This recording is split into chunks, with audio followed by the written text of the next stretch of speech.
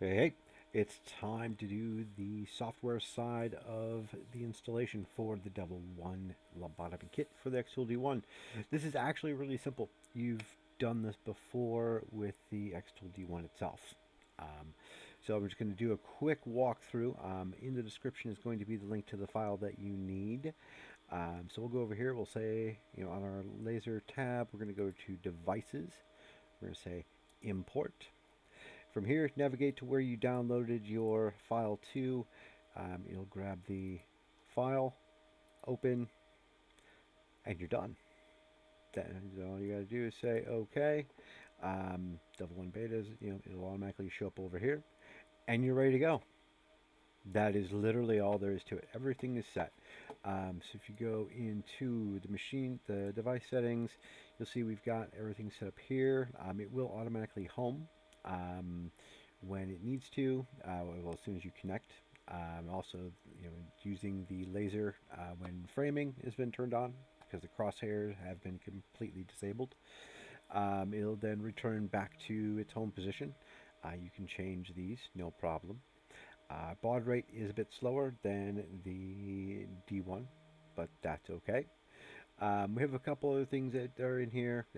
Here's the auto home on startup. So what that means is every time you connect, it'll automatically go home and do its thing. This return to finish position it's to 2-2. You can also set it to 0-0. This helps with your repeatability. There's some offset scanning that you can turn on if you want it. These are similar to the original D1 and D1 Pro as they went out. Currently, I have them disabled. You just do whatever it seems to be the right thing for it. But yeah, oh yeah, and here is our origin here in the lower left corner. Our bed size is correct. Say OK. You'll notice here is our origin and where everything is. Currently, the Devil1 that I'm connected to is not connected to any actual machine, but we can also look into our control over here, and we can go back and get his connection. If you ever see this error, port failed already in use, try again. Power off your Devil1, and then power it back on. And you'll see it start going through all of its messages, and everything hops up. Everything's cool.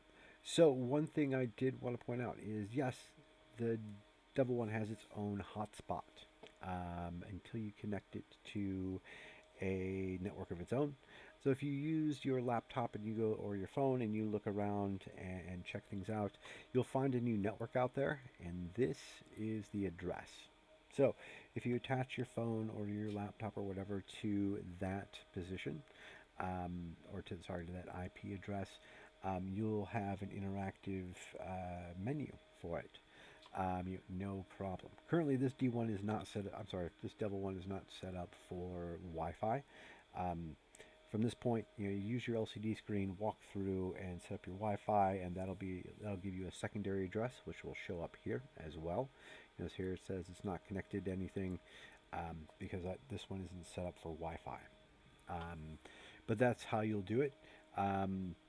When it is connected, it'll give you an IP address in your browser or on your phone's browser, whichever you want. Go ahead and type that IP address in, and you'll get a nice little web interface that you can use and start playing around with and check it out. I'll do some later videos on what you can do with that, so you can have a bit of fun, because we can do all kinds of fun things here. All right, hope this helped.